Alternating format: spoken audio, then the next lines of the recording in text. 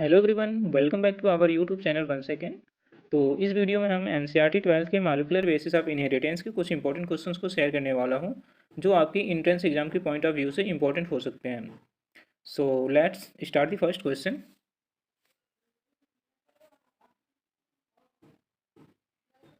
Here first question is bacteriophage 5 into 174 have how many nucleotides. कह रहा है कि 5 into 174 नाम का एक बैक्टीरियोफेज है, तो इसमें न्यूक्लियोटाइड की संख्या जो है वो कितनी होगी। तो इसका आंसर जो हो जाएगा आपका वो 5386 न्यूक्लियोटाइड्स होते हैं। Okay, so here we will discuss single standard and double standard DNA. So first double standard DNA in which bacteriophage, lambda, Escherichia coli and human are given in our 12th NCERT of biology. So bacteriophage lambda 48,502 base pair. Escherichia coli have 4.6 into 10 to the power 6 base pair, while in human 6.6 into 10 to the power 9 base pair are given. Now we will discuss single stranded DNA, in which only one 5 into 174 bacteriophage are given.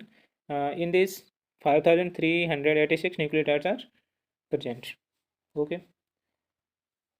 Now second question are Escherichia coli and coronavirus have how many base pair? So in Escherichia coli 4.6 into 10 to the power 10 base pair, while coronavirus have a 30 kilo base pair. Okay. Now our third question are in DNA nitrogenous base is linked to which carbon of sugar। कह रहा है कि DNA में जो nitrogenous bases होते हैं, कह रहा है कि जो डीएनए में नाइट्रोजनस बेस होता है वो शुगर के किस कार्बन से अटैच होता है। तो इसका जो आंसर होता है वो फर्स्ट कार्बन होता है। जैसे कि डायग्राम में आप देख पा रहे होंगे, ये हमारा क्या है, ये पेंटोस शुगर है जो कि शुगर का स्ट्रक्चर दे रखा है, जिससे हमारा नाइट्रोजन बेस जो है, ये नाइट्रोजन बेस जो आप देख पा रहे होंगे, ये हमारे कार्बन के फर्स्ट शुगर के फर्स्ट कार्बन से अटैच्ड है। Okay, so there answer will be first carbon. Question number 4 is dinucleotide में न्यूक्लियोटाइड जो हैं वो किस बॉन्ड से लिंक्ड होते हैं एक दूसरे के साथ। तो इसका जो आंसर हो जाएगा वो हो जाएगा 3-5 phosphodiester linkage. Here you can C in the diagram like there are two nucleotides are given, first second, that both are connected with the 3-5 phosphodiester bond. Okay, next question is a polynucleotide have phosphate moiety at which end. So their answer will be at the end of 5 dash phosphate moiety and the end of 3 dash OH group of sugar are present. Okay, now sixth question is differences in RNA structure as compared to DNA। कह रहे कि DNA structure के compare में RNA में क्या difference होता है। तो इसका जो आंसर हो जाएगा, इसमें क्या होता है कि आरएनए के केस में क्या होता है कि शुगर के सेकंड कार्बन पे एल्कोहल ग्रुप जुड़ा होता है, जो कि ये इसको अनस्टेबल बनाता है, जबकि यूरेसिल थायमिन की जगह पे आरएनए में यूरेसिल अटैच्ड होता है। This both point are the differences between RNA and DNA structure. Now seventh question is in RNA 5-methyl uracil is present। 5-methyl uracil is present। This is true या false। कह रहे हैं कि RNA में 5-methyl uracil present होता है, ये true है या फॉल्स है। तो so there answer will be false,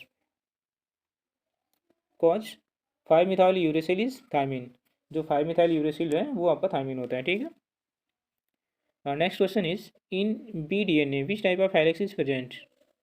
B D N A means होता है double helix, double standard D N A. ठीक है, तो which type of helix is present, बोला जा रहा है कि इसमें किस प्रकार का हेलिक्स जो होता है वो प्रेजेंट होता है। So there right answer will be right handed helix. Okay, like you see in the diagram how this is represent, so you can easily understand. Okay, next question is distance between two bases in a bDNA turn is। जो B DNA होता है उसके turn में दो basis के बीच की कितनी distance होती है? So there answer will be 0.34 nanometer and there are 10 basis. एक टर्न में जो टोटल उसका बेस पेयर होता है वो 10 बेस पेयर होता है एक टर्न में। तो उसको हम क्या 10 बेस मतलब दो दो बेस पेयर के बीच की जो डिस्टेंस होती है वो 0.34 नैनोमीटर होती है। तो ऐसे 10 बेस पेयर की जो होगी कैलकुलेट करेंगे तो 10 से मल्टीप्लाई करेंगे तो आपका 3.4 नैनोमीटर आ जाएगा। ठीक है। फिर आपका जो नेक्स्ट क्वेश्चन है वो central dogma was propose by. कह रहे हैं कि जो सेंट्रल डोगमा है वो उसको किसने प्रपोज किया था? तो इसका आंसर जो होगा आपका Francis Crick. Okay, like you can see the diagram in which DNA in which formation of DNA to RNA, RNA to protein, these process are known as central dogma। ठीक है, जिसमें रेप्लिकेशन होता है, transcription होता है और आपका transition होता है। ठीक है। फिर आपका जो 11th नंबर का क्वेश्चन है इसमें length of DNA double helix is equal to. DNA का जो लेंथ है वो डबल हेलिक्स वो इक्वल होता है। तो इसका जो आपका आंसर हो जाएगा उसके लिए एक फार्मूला होता है like you can see number of base pair into distance between two conjective base pair. Okay, तो नंबर ऑफ बेस पेयर कितनी होती है 6.6 इंटू 10⁹ बेस पेयर इंटू दो बेस पेयर की जो डिस्टेंस होती है वो हमारा कितना 0.34 nanometer. Nanometer means 10⁹ so their answer will be 2.2 meter। okay, next question is a typical nucleosome consists of around how many base pair। एक टिपिकल न्यूक्लियोसोम में कह रहा है कि कितने बेस पेयर होते हैं। ठीक है, so there answer will be 200 base pair. In nucleosome negatively charge DNA is wrapped around his histone of telomere. ठीक है, जो न्यूक्लियोसोम होता है उस पर निगेटिवली चार्ज डीएनए जो होता है उसके चारों तरफ रैप्ड होता है। ठीक है, around histone octamer. 30 number question is NSC protein are required in which process. कह रहा है कि एनएससी प्रोटीन जो है वो किस प्रोसेस में रिक्वायर होती है। So there answer will be packaging of chromosomes at higher level these are non histone chromosomal protein। So here we can see NSC protein are used in the packaging of chromosomes at higher level। okay,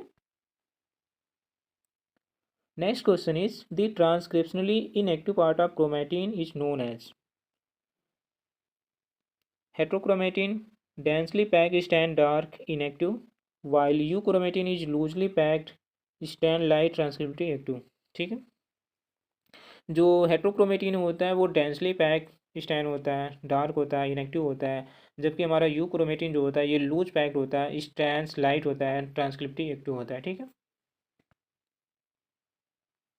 फिर हमारा आता है next question organism use for experiment of transforming principles. So there answer is mice and bacteria, Streptococcus, pneumonia stands, R and S stand, virulent stand with nucleopolysaccharide coating, experiment done in 1928। ठीक है, here question number 16 is biochemical characterization of Griffith experiment was done by। कह रहे हैं कि biochemical characterisation जो है वो Griffith experiment द्वारा डन हुआ था। वो आपका Avery, MacLeod and McCarty 1933 to 1944। ठीक है, 17 question is DNA is a genetic material was finally proved by which scientist and is which year। कह रहा है कि जो डीएनए है वो एक जेनेटिक मटेरियल है, ऐसा प्रूव हुआ था किस साइंटिस्ट ने प्रूव किया था और किस ईयर में किया था। So there answer will be Alfred Hershey and Martha Chase 1952 use bacteriophage Escherichia coli and radio active isotopes of phosphorus 32 and sulphur 35। ठीक है, next question is in Hershey chess experiment the radioactive experiment was found which set of bacteriophage used। So bacteriophage grown in S35 medium sulfur 35 medium having radioactive in protein code। तो जो bacteriophage है वो sulphur 35 के sulphur isotope 35 के medium में इसको grow किया गया, जो कि इसके प्रोटीन कोट में जो है वो रेडियो एक्टिविटी पाई गई। ठीक है, रेडियो एक्टिव पाया गया फिर। 19 number question is say like in कोविड-19 virus QB bacteriophage and TMV virus genetic material is. बोला जा रहा है कि कोविड-19 virus QB bacteriophage and TMV virus में किस प्रकार का जेनेटिक मटेरियल होता है। तो इसमें क्या है, सिंगल स्टैंडर्ड आरएनए होता है। ठीक है। सो 20 number question is the RNA was the first genetic material because it acts as catalyst, reactive in nature and also unstable. While DNA has evolved from RNA by chemical modifications that make it more stable. Okay, so now you have to differentiate how RNA was the first genetic material. Okay. तो आज के लिए बस इतना ही। फिर मिलते हैं next video में, और इसके आगे के क्वेश्चन जो भी है वो नेक्स्ट वीडियो में डिस्कस करेंगे। और और मैंने जितने भी क्वेश्चन यहाँ पे डिस्कस किया ये सब के सब बहुत ही इंपॉर्टेंट होने वाले हैं, क्योंकि ये सारे के सारे क्वेश्चन जो हैं आपके एनसीईआरटी 12th के लाइन से मैंने उठाया था। सो इस क्वेश्चन को आप वो लाइटली ना लें और अच्छे से इस पर फोकस करें। और फिर मिलते हैं नेक्स्ट वीडियो में, जब तक के लिए थैंक यू।